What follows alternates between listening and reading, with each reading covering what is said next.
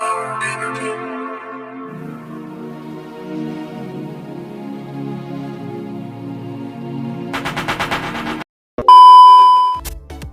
kita dengar selama ini suara Habib Bahar ceramah, ternyata tidak ada yang dapat memadamkan seperti pesan proklamator, pesan Panglima Perang Jenderal Sudirman, kau boleh cabik-cabik dagingku, kau boleh robek-robek jantungku, tapi jiwaku tak bisa kau bunuh, tak bisa kau habisi, tak bisa kau penjarakan.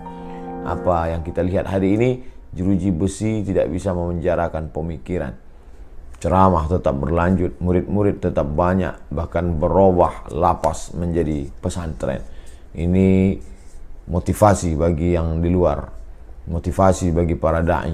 Ternyata dakwah tidak terbatas hanya di mimbar, tidak terbatas hanya di tablik akbar, tapi ada yang lebih besar. Inilah sebenar-sebenar dakwah. Ud'u ila sabili rabbik, ajaklah orang ke jalan Allah Subhanahu wa taala. Dari jalan lalai ke jalan zikir, dari jalan setan ke jalan Allah, dari jalan lupa ke jalan ingat, dari jalan berpecah belah kepada jalan berpegang teguh kepada tali Allah. Semoga kita semua dapat diberikan istiqamah dan husnul khatimah. Terima kasih, mohon maaf atas segala kesilapan. Waffaqana Allah lima yuhibbuhu wa yardah. La tansani min husni da'watikum. Wassalamualaikum warahmatullahi wabarakatuh.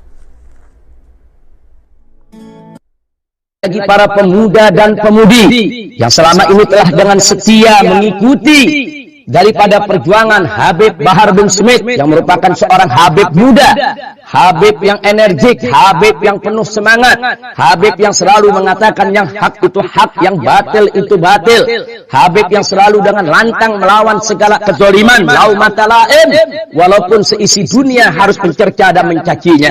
Seorang Habib Bahar, Habib yang begitu berani, Habib yang begitu punya tekad yang kuat untuk selalu membela kebenaran dan melawan segala kezaliman. Karena itu kepada para pemuda dan para pemudi yang selama ini selalu mengikuti jejak perjuangan Habib Bahar bin Smith, kita sampaikan apresiasi, kita sampaikan penghargaan, dan dari kota suci Makkah terus saya dorong agar pemuda-pemudi tidak pernah jenuh, tidak pernah kapok untuk berjuang di jalan Allah. Dari Purwakarta. Assalamualaikum warahmatullahi wabarakatuh. Buya, akhir-akhir ini saya merasa prihatin dengan adanya beberapa habaib yang tersandung kasus hukum yang oleh sebagian kita disebut dengan istilah kriminalisasi. Sikap sebagian saudara-saudara muslim kita yang lain ikut mencaci dan mengolok-olok para habaib yang dijadikan tersangka dalam kasus hukum. Mereka ikut mencaci dan mengolok dikarenakan para habaib tersebut dakwahnya dianggap keras dan kasar, serta dianggap berseberangan dengan kiai atau tokoh agama yang mereka ikuti. Bagaimana kita harus menyikapi keadaan ini? Bagaimana sikap kita jika seandainya ada perilaku seorang habib yang tidak kita sukai atau perilaku seorang habib yang melanggar agama? Habaib atau kaum asyraf sadah adalah orang-orang yang dipilih oleh Allah dengan nasab mulia, yaitu nasab sambung dengan baginda Nabi Muhammad SAW melalui Sayyidat Fatimah Az-Zahra. Kalau memandang mereka, kita pandang dengan dua cara pandang. Sebagai manusia kita lihat mereka, beliau-beliau adalah manusia yang bisa bersalah. Tapi di sisi lain kita harus tetap melihat beliau adalah dzurriyyah Nabi SAW. Kalau mereka melakukan kesalahan, jangan sampai kita menjadikan merendahkan kehabaibannya. Naudzubillah. Kadang muncul kebencian di hati kita. Habib. Ini sudah ada muncul kebencian. Kalau dia salah, kita katakan salah sebagai manusia.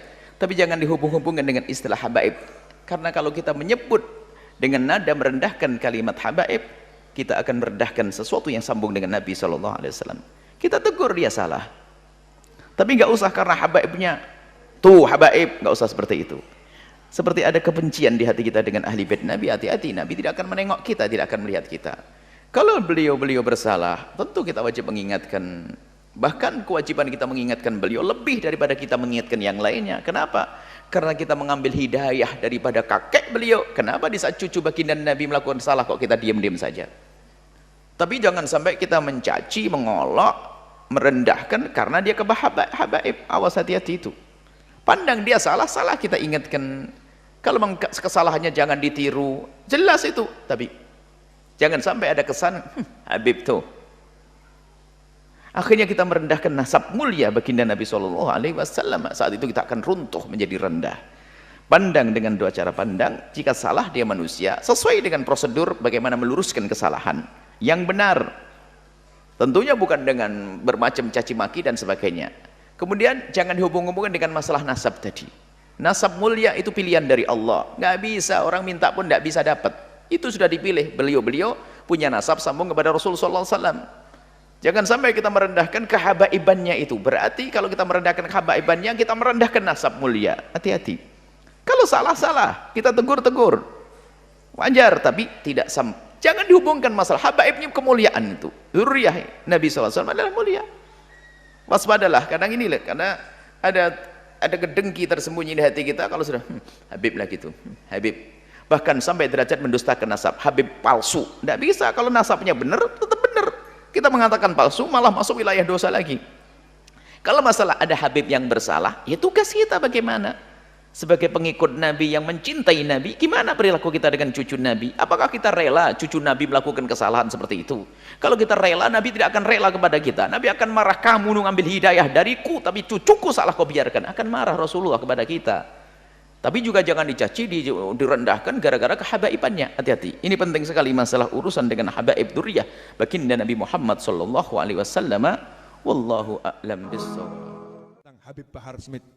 Habib Bahar, jazakumullah khairan. Habib Bahar, terima kasih banyak. Semoga Allah memberimu balasan yang berlipat-lipat. Maaf Bib, belum bisa jenguk. Dan maaf untuk teman-teman yang ada di penjara dimanapun berada umat Islam. Kami para ulama belum bisa menyamperi Anda dengan benar, belum bisa ngajar Anda dengan benar. Alhamdulillah, Habib Bahar Smith telah membuktikan di Polda Jabar, beliau bisa mendidik para nabi menjadi hafal hadis-hadis Nabi Muhammad SAW. Beliau bahkan menjadikan sekian nabi masuk ke dalam agama Islam. Beliau bahkan menjadikan nabi bersarung dan pakai peci. Beliau menjadikan nabi cinta solawat dan cinta Nabi Muhammad SAW. Inilah sosok cucu Nabi Muhammad SAW yang patut dihargai jasanya oleh bangsa. Meskipun beliau punya kasus hukum, meskipun beliau punya kesalahan, tapi jangan lupakan jasanya hanya lantaran satu kesalahannya. Itulah sikap mukmin yang baik. Mau di penjara berapa bulan sudah bisa mengislamkan orang, bisa membuat orang jadi sholat, jadi hafal 80 hadis dan seterusnya.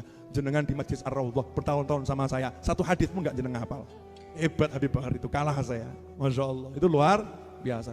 Ini loh yang saya ajarkan. Lihat ini yang diajarkan Pak Novel begini, ada ulama cintai. Jangan hujat, jangan caci, jangan maki, jangan benci, cintai. Lihat hasil karyanya, perkara punya salah, ya kita maklumi salah. Punya proses hukum, ya biar diurus sama hukum. Cintaku gak akan berubah, gitu loh. Paham ya? Jasamu gak akan kami lupakan. Oh itu yang diajarkan Nabi Muhammad SAW.